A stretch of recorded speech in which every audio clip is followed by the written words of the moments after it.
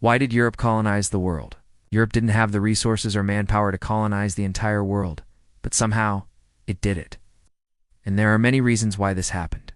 One of the most obvious reasons was technological superiority. European ships, weapons, and navigation tools were far superior to those of other contemporary civilizations. For example, the development of the astrolabe allowed sailors to accurately measure their latitude by observing the stars, which made it much easier to navigate the oceans. The caravel was a fast and maneuverable ship that was perfect for exploration and trade, and the printing press allowed Europeans to mass-produce maps and other materials that were essential for exploration and colonization.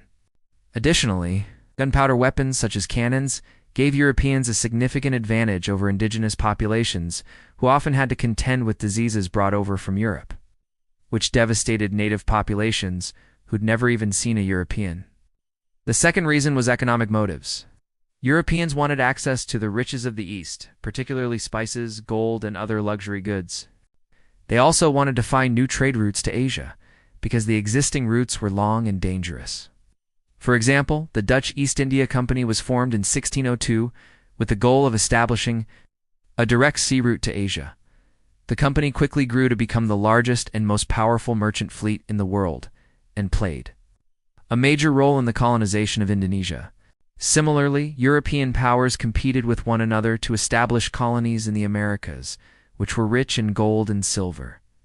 Another reason was political competition.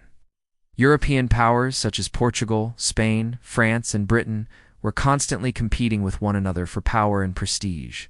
Colonization was seen as a way to increase power and wealth, and the race for colonies led to conflict and rivalry among European powers.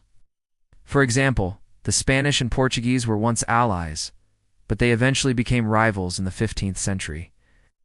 When they began competing for control of the Atlantic trade routes, this rivalry led to the Treaty of Tordesillas in 1494, which divided the non-European world between them.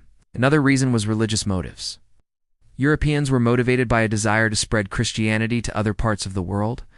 For example, the Spanish and Portuguese were driven by a desire to convert the natives of the Americas and Africa to Christianity.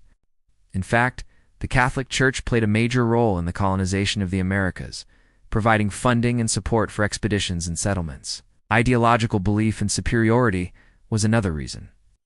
Europeans believed that they were superior to other cultures, and that it was their duty to spread their culture and values to other parts of the world.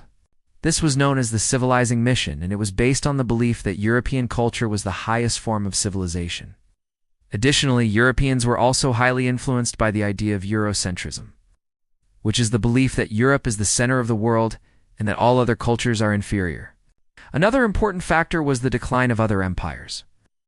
During the 15th and 16th centuries, many non-European empires such as the Ottoman, Safavid, and Mughal empires were at their peak.